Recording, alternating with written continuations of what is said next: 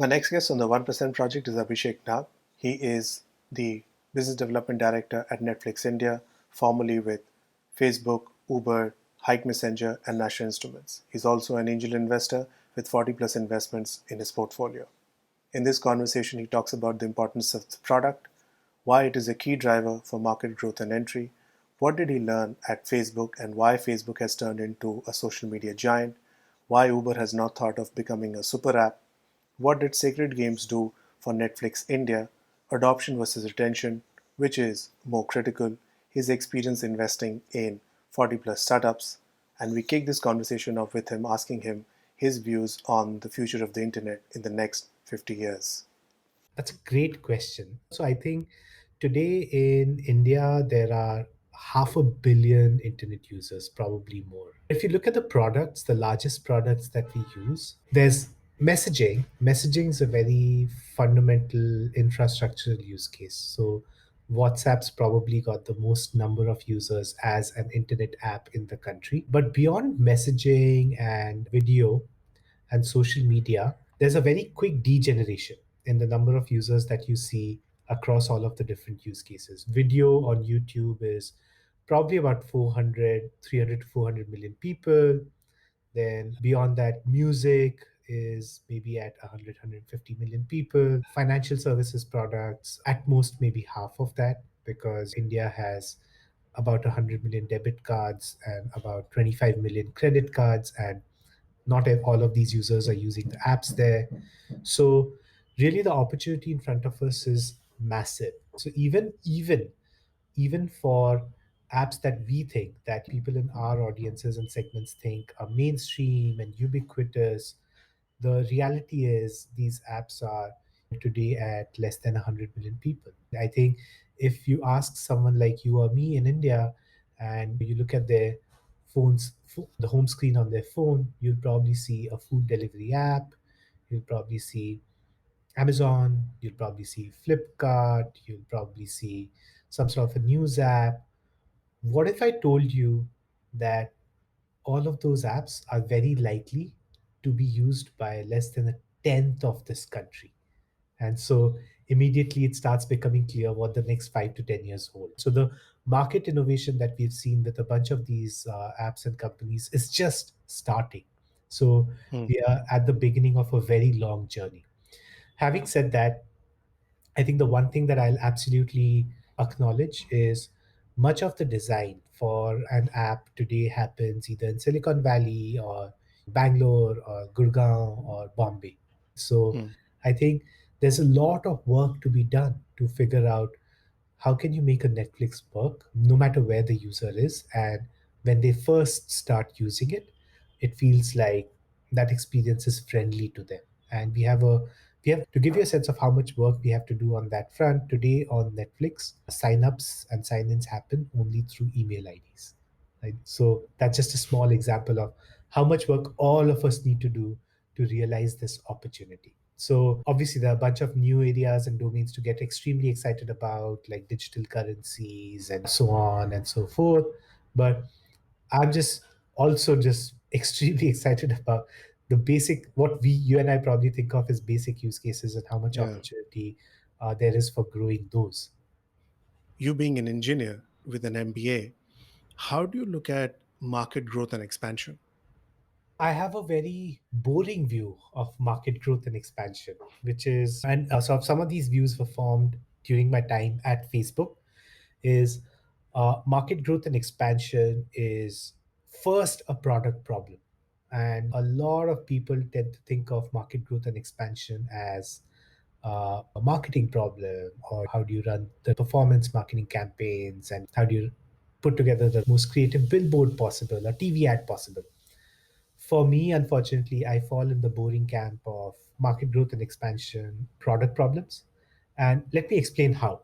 So, and like I said, these views were formed at Facebook. At Facebook, the growth team was basically a team of product managers, engineers, data analysts, and then in the markets, you had people embedded who would do local partnerships and also provide a lot of rich insight about user behavior and partner behavior and the regulatory landscape and so on back to the headquarters. And that's sort of the role that I was doing when I was in India at Facebook. So why it's a product problem is because products are like, as some of us know, they're like funnels. So you have a bunch of people who are aware of the product, a bunch of people who land on your homepage, start the sign up process, finish the sign up process, use the product, and then use it again and again and again, and then pay you for it, and then tell their friends and family to join. So, Hmm. in that sense, products are like funnels. For every 1% improvement you can make on any of these stages, let's say of 100 people who land up on your homepage, 90 people go through to the next stage. Let's say a product manager and engineer come up with a great hack. Maybe they optimize the page, maybe they make the design better in partnership with an engineer, and they make it from 90 to 91. That effect compounds. So Hmm. till today, if 90 people were getting through, starting tomorrow, 91 out of 100 people are going to get through in perpetuity, forever. Hmm. And suddenly you've grown the product. So that's where you're saying it's not a marketing challenge, it's first a product challenge. Yeah, I mean, marketing plays a role in the sense that you create the awareness which leads you to the top of the funnel. Although I could also argue that if your funnel is really well built, people are going to refer their friends and family and they're going to talk about it. But yeah, I Hmm. see marketing playing a role there on creating awareness. But look, if you've got a leaky bucket where 100 people are aware, but only two people end up paying you for the product, there's no point spending more money on marketing. It's just burning a bunch of money unless you have a really high average revenue per user business. So yeah, I sort of think about growth and expansion from the point of view of what can you do just a little bit better every day on all of these fronts, on partnering, on sort of creating awareness. Can you, when you sign up somebody using a cell phone number and they get an OTP, if the OTP arrives in 10 seconds, can you do something to make it arrive in 2 seconds instead? And that makes Hmm. conversion better so people don't drop off. So in that sense, I'm a very boring person when you think about growth and expansion. With very interesting and hardcore insights. So I don't think you're boring. When you joined Facebook, what was your first impression of the company? I joined Facebook in 2011. This was before their IPO. This was when they were, I think, less than 3,000 people globally. They were still, Orkut was still the largest social media network in India. Some people on college campuses knew about this product called Facebook, but like, I know my family definitely wasn't on it yet. So I used to get a lot of these questions. I used to get a few questions from my friends, family, external network. Is like, I have Orkut. Why would I need Facebook? Question number one. Question number two is, wait, it's a website. Do people actually work there? What do people do? It's just a website. That was the second question I would get.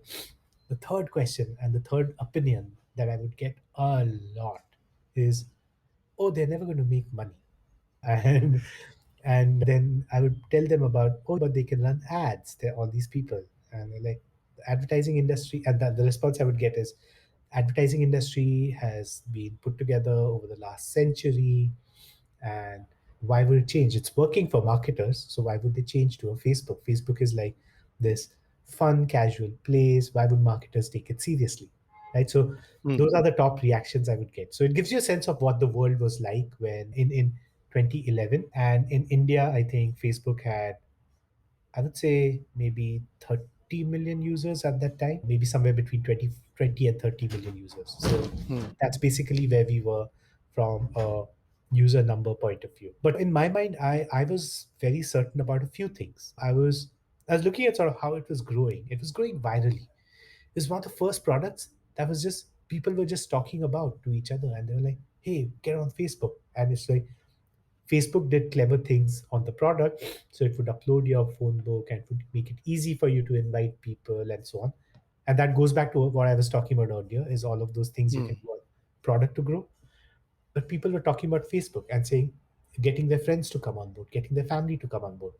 And I realized that this business basically has close to $0 spent on marketing. That's Hmm. a great business if friends and family are signing you up. And I'd heard some things about the culture and so on, some good things, some not so great things from movies like The Social Network. And it felt like a very interesting sort of place, but it felt like it was effective at at attracting the highest quality talent. It felt like the Hmm. best engineers back then were going and working there. And that's one thing I've tried to do consistently is I've always sort of been attracted to high talent density workplaces and networks and so on. And that was the sort of environment I wanted to get into, and obviously I had the privilege to be a part of it for 5 years. What has Facebook got right about the social media business with 2.2 billion plus monthly active users? Yeah, I think Facebook was the first one to sort of understand that the social graph is important. I think Hmm. till then, Google has sort of proved that the knowledge graph is what's important, and the knowledge graph is basically how a piece of knowledge relates to another piece of knowledge, and how you can organize it and then quickly pass through it and give people answers. So Google had sort of pioneered that, and they thought about that deeply, and they executed really well there. I think Facebook was the first company which truly saw all the ways in which the social graph could be valuable. The social graph being the connection of a person to another person, a connection of a person to the things they are interested in, call it the interest graph, if you will. I'm connected to my friend, and both of us love travel. Hmm. Facebook realized that just that little bit of insight, that atomic insight, is extremely valuable to developers, to marketers, to other people on the social network. And that's what they were able to build a very high quality business around. And I say business because it's not just one product, they built many products around that insight. Hmm. And you brought up Orkut. I don't think a lot of people remember it. I'm sure you and I were fans of it, and we had our Orkut pages, and we would request our friends to do a testimonial. I think that's how it worked then. Why do you think Orkut went out of business, or Google just could not survive or grow it, given that it had actually reached a good market size? I don't know, honestly. I don't know why Orkut didn't do well. As a Hmm. user, I think it was very clear that their focus on privacy was, I think, lacking. I think there were these issues around profile pictures getting copied and people Yeah. getting friend requests from everybody and so on. And they didn't have Hmm. all the privacy control that Facebook then built. I think that played a big role. Eventually, I think all of it, and I'm just guessing at this point. I don't know for sure. Sure. I'm just guessing and speculating. I think it was a function of Google not seeing value in a social network and the social graph, and seeing how that could be a core part of their business strategically as Hmm. much as some of the early people at Facebook did. So hence, I think Orkut didn't get the sort of focus that it deserved, the management focus, the strategic focus that it deserved. So it just never got better and better and better as a product. I think that's basically where Orkut, I think, started losing. But like I said, I'm guessing at this point. I don't know. Yeah, I also don't haven't seen Google getting into the social media space in a big way. I don't think it has a very prominent social media product even today. Oh, So they've I'm tried so assuming, many times. I mean, do you yeah, remember Google Wave? There's Google yes, Plus. They have tried many times now. yeah, and somehow they have really not been successful at it, given the merit and the consumer base they have.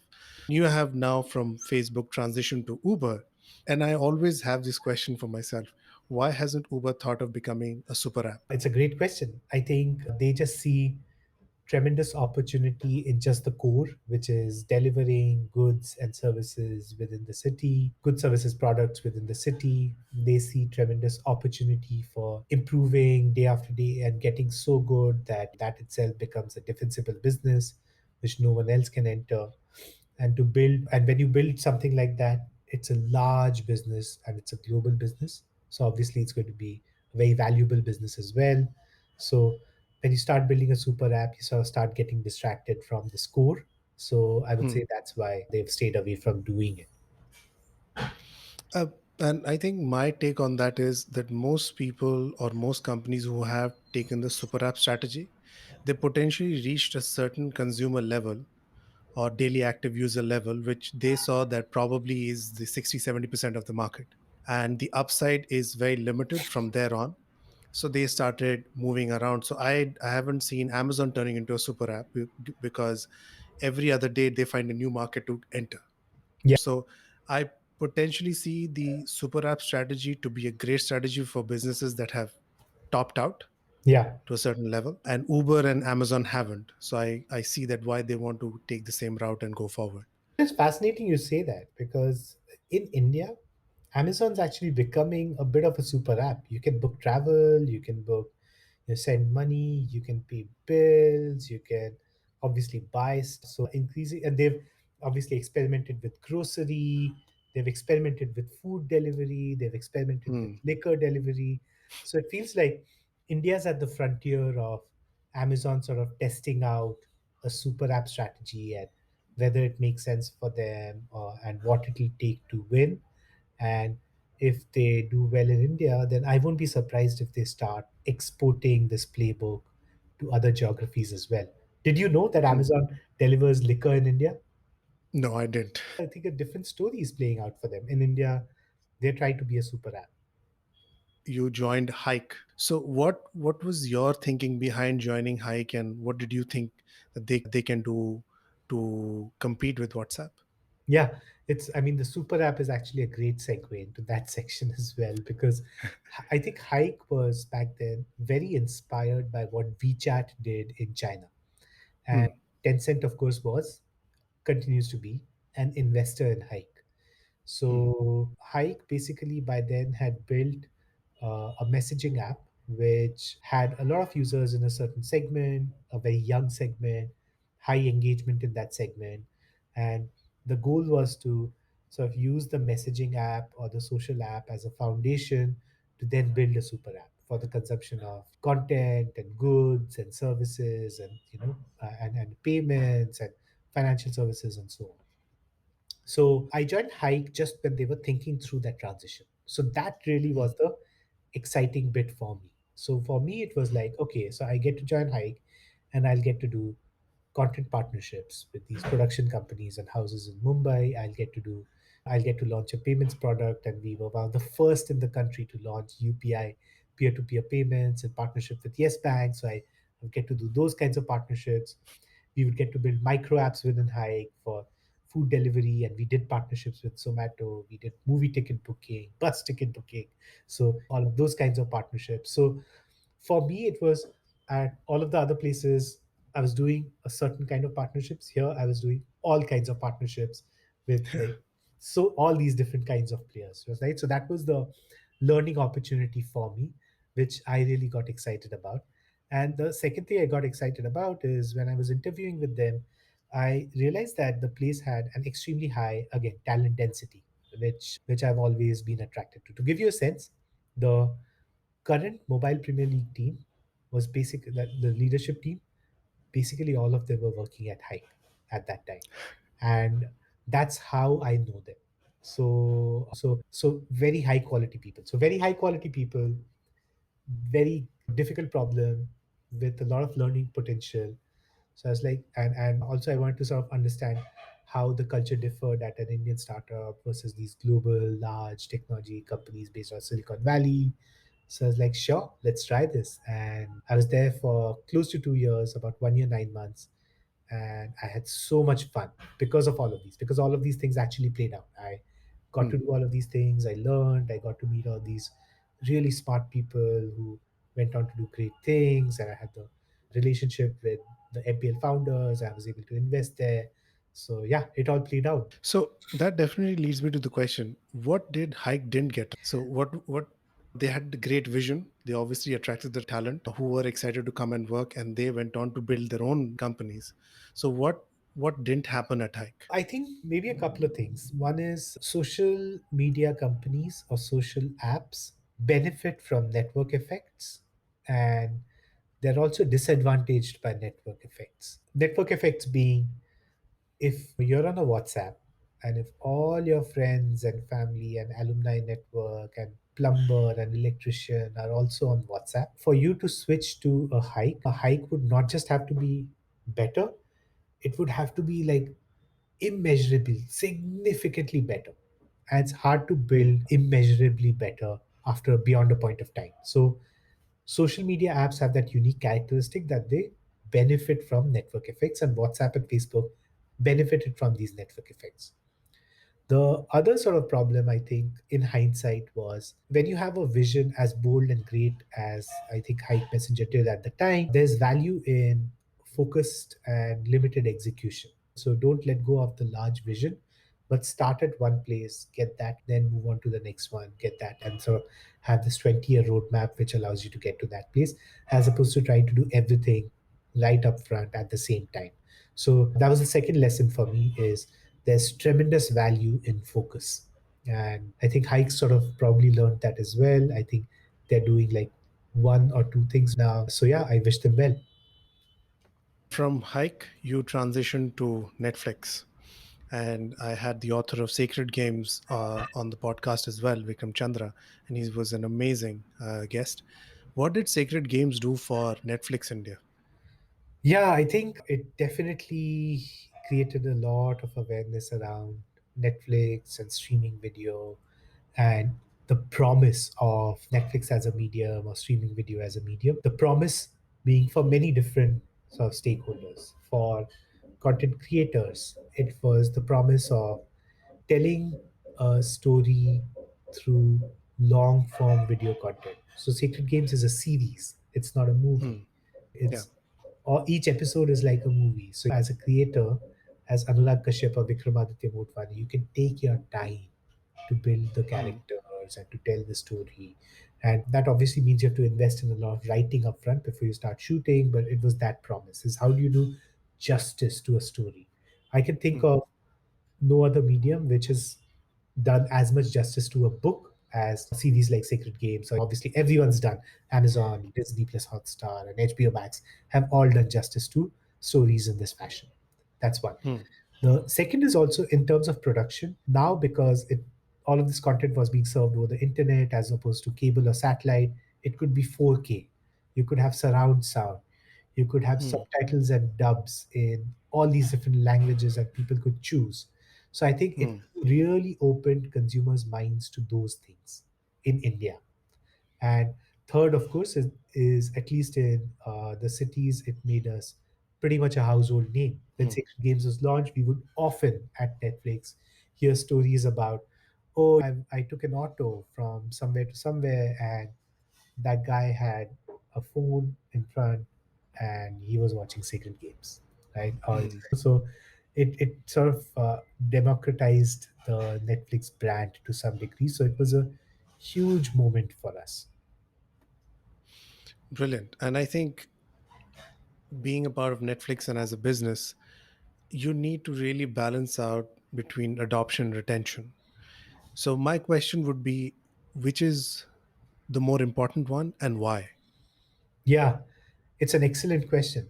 I would say I'm in the camp that believes that retention is probably more important because we are a monthly subscription service. So again, simple example. Imagine if we were a $1 service and Hmm. 100 people joined us in month one and 50 people left us in month two.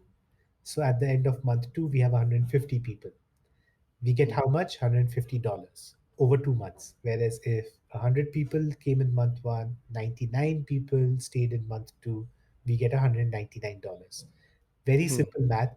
If you add that up over the months and the years, you'll realize that for a digital subscription business, retention is very important. It's, I think, if you're doing high quality content, then the acquisition will happen over time. And I think the levers to drive acquisition fairly well understood. The levers to drive high quality retention are probably harder. And I would say, at least in my mind, they are probably more important for a country like India today. Because if you're looking for revenue market share leadership, that's what matters. And for some, look, that may not matter because Hmm. if for I can imagine for a Hotstar, and I'm not speaking for them, but I'm trying to imagine myself in their shoes.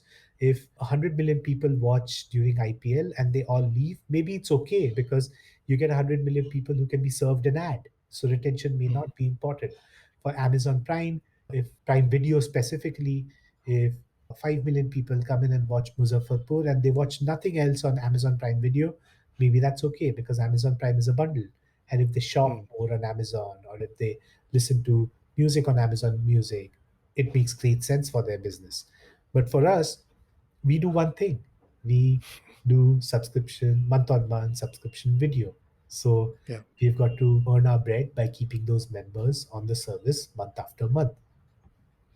That's a very great insight. I think number wise, as well as how you mentioned that how the mix from Netflix compared to Hotstar or Amazon Prime is different. I think this is an obvious question, but I definitely would like to get your inputs. Is during the COVID period, what are the things did you see in terms of adoption or consumer behavior on Netflix which you didn't anticipate? Yeah, I think so. We obviously saw a large influx of a lot of new members on the service globally and in India because I think when people were confined to their homes, we were one of the services that was fortunate that people trusted as sort of a refuge. So that was no surprise there. That was great. The couple of things that surprised me personally were one, a lot of these people continue to stay with the service even after the lockdowns ended. If you go back to sort of some of the transcripts of our quarterly earnings report just after the COVID lockdowns, we talked about this huge bump in acquisition and we set very conservative expectations saying that a lot of these people will churn out because as the world goes back to normal and people get out of their homes and go back to schools and their workplaces and so on, naturally we were expecting churn. I think in spite of that expectation, I was very pleasantly surprised with the strength of the retention we saw post all of the lockdowns ending globally. The Hmm. thing that I don't know if it's surprising, but the thing that was pleasant for me about our members in India who came in during the time was the diversity of content they were watching. We saw just so much more viewing of documentaries, for instance. We saw a lot of viewing of international content. Dark season 3 was Yes. huge in India. The Protector from Turkey was in the top 10 for multiple weeks. Even today, if you go and look at the top 10 in India, and we start doing that in a country, we show you what the top 10 shows and Hmm. movies are. Yep. You will see Firefly Lane at number one. So, what was tremendously heartening to me personally was all of these people coming in were watching shows from all over the world. And Hmm. that's really the foundation of what Netflix is built on, is to give creators from everywhere a voice all over the world and to allow people a way to get plugged in to stories which are told really well from all over the world and feel connected in some way because underlying all of the stories are emotions that are universal. And I saw some of that play out. And that was really what was very pleasant and personally to me because it's very easy to constantly get thrown off by sort of the environment around us where we may feel disconnected because we are obviously not all together physically, or we may feel polarized because we are like we have different political beliefs and so on. But this was a heartening moment for me in the midst of all of this. The next part is the summary of all your experience investing in 40 plus startups. What kind of an investment framework or analysis framework do you use when such an opportunity comes across? So I invest in the pre-seed and seed stage, which is basically often the first round that somebody's raising or the second round that a company is raising.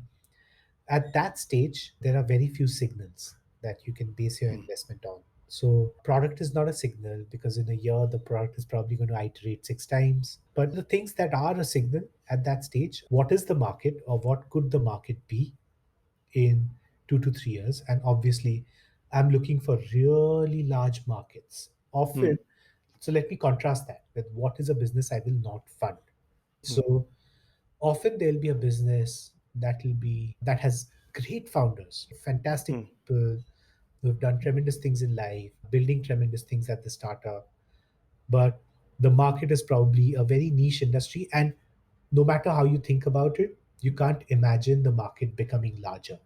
And with a startup like this, the founders are probably going to do really well. They're going to be very wealthy. Employees are going to be very happy. This is going to be a very valuable startup. But I may not invest in this company at the pre seed or Hmm. seed stage because I don't have conviction that this is going to be a really large market which this company can play in. And then obviously in the market, you want to look at what is the addressable market for this business or can be in, like, let's say 5 years, 7 years, 10 years. So that's market. The second is founders. Do the founders have a history of building something, either at another large company or at a startup? Ideally, you want people who have built. And what is it that they've built? Are they great at building products? Are they great at shipping really, really quickly? Are they great at building sales and distribution channels? So the go to market. Are they great at building community and brand, and the demand flows from there? So they need to be builders. And what is it that they're great at building? The second mm, thing about founders is the best founders have this ability to attract really high quality talent to whatever their mission in life is. And that's because they're great evangelists. So at some point, they've thought about this 10-year vision, and they've thought about it. May sound crazy, but they have mm, something, and they're able to evangelize it so well to people they've gone to college with or their co-workers, that all these people want to come and join them. So what is their ability to attract high quality talent in the places that they can't build themselves, because no person or no founding team can do everything by themselves. And the mm, third one is around founders is how open are they to constantly receiving feedback and learning and iterating, and receiving feedback and learning and iterating, not just from users or from data, but from also investors, partners, and so on. So they need to be learning machines. So mm. that's the third thing about founders. So market, a few things, founders, a few things. Then the third thing I look at is how is this business or company going to differentiate itself and defend itself and win in the long term? So what a lot of Mm. people call the moat.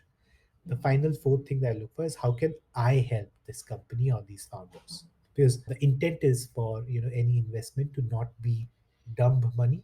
You want it to be you want to be useful in the value appreciation of the business over a long term, not just provide capital, right? So sometimes you let go of investments because you think that you can't really do much with this company because you don't understand this industry, or you have skills with the or strengths that the founder already has, or your network doesn't have people that can help them. So it's best to let go and instead find another company where you can play a meaningful role. There are exceptions. If Sachin and Vinny Bansal were to start another company together and they came to me, even if I couldn't help them, I would invest in that company purely for the prospect of financial returns. But the goal is that most of your portfolio you want to sort of compose of companies that you can help in some way, and that could be anything. So that's the fourth thing that I look for. Your 40 plus investments in, what are your top three learnings from investing in 40 companies? The first one is, I think in the long term, I so my biggest learning is there's tremendous opportunity to make an impact on pre-seed and seed stage companies in India still, beyond just capital. Most of the founders that I end up getting involved with have sort of the same four or five problems, and it's some subset of these four or five. The first one is a product and engineering problem. How do I build a product? I need a great product manager. How do I build my infrastructure and engineering? How do I scale as I scale? So how do you help them on that front? The second one is community, brand, PR. How do I talk about my message, evangelize? The third one is around hiring and sort of building a culture in the company, codifying the culture, the operating system of how people work Mm, with each other. That's the third area. The fourth one is finance, accounting. How do I think about fundraising, my cap table? How do I carry out my next fundraise? And the fifth one is legal and regulatory affairs. It's like, oh, there's a change in regulations. How does it affect me? Contracts and so on. So most pre-seed and seed stage companies need help with a few, at least a subset of these sort of areas. mm, So my biggest learning is that's where the opportunity is going forward, is how can you build something where you create an ecosystem around all of the companies that you're funding, such that when someone says, hey, I want to build a community based brand, you can say, okay, here's what you need to do, here are the people who can work with you, and those people could be a part of your network, or if you're starting a firm, They could be employed as partners at the firm and they work with the startup. Or somebody calls and says, "Hey, I just realized that banking regulations changed. How do I need to figure out accounting?" At the presidency stage where you're four people, like, somebody needs to help you with that. So I think Hmm. the biggest learning is there's a need to build an infrastructure like that, which honestly is also the biggest opportunity. I think the last question here, and I think you partly answered it, is that why did you invest in obviously the Mobile Premier League (MPL)? So one, obviously you knew the founders from your previous life. What were the other things that you saw the opportunity in while investing? Yeah, so you remember we talked about the four sort of theses, sort of pillars of how the Yeah, decision making. yeah. They checked all those. So large market, real money, games of skill had just been legalized in India, or there was a Supreme Court order which said they're fine, real money, games of skill. Clearly, the market was just ready for someone to come and build. Because of that, Hmm, founders, not just Sai and Shub, but their co-founding team has been working together for a while since their Creo days. And hmm, the thing that the thesis probably won't answer is Sai and Shob and the core leadership team at MPL, which still exists. They're still at MPL doing the things that they've been doing since they were at Creo, like Rachit, who heads design from then to Hike to now. They've been together. They're very good at shipping products really fast. I think of all the founding teams that I can think of, they have the highest velocity of shipping products. That was extremely important because clearly, with this market opening up, a bunch of people would start building for it and it would attract a bunch of capital. Who will win? The ones who can build really fast. And hmm. if you think about it, MPL's been in existence only for 2.5 years, and look at all the things they have built. Apart from product, and they're on the business, and then they are in Indonesia where they're a really meaningful and well known and well loved brand. So that was really the last one, which is what is going to help these founders win is Sai, Sherb, and the core team at MPL was just in the habit of just shipping things really fast, faster than anybody I've ever seen. Now we come to a rapid fire, one sentence or one word. Okay? Three questions. Are you ready? Yeah. Never ready for rapid fire, but yeah. These are easy. The hardest thing about your job. It's the fact that I'm basically now doing these two jobs and I'm trying to be good at both of them and better at them every passing day. But there are only 24 hours in a day. So the hardest thing is prioritizing while constantly wanting to do both Netflix and investing really, really well. Great. One book or a blog that has influenced you personally and professionally. Built to Last. I can think of many. Built to Last, Principles by Ray Dalio. Yeah, Crossing the Chasm. Your most favorite superhero. Huh. I probably don't have a favorite superhero, but if I had to pick one, it would be Batman. Brilliant. Thanks, Abhishek. It was a pleasure having you on the 1% project. Thank you. Thank you for inviting me. Yeah, this was fun and all the best.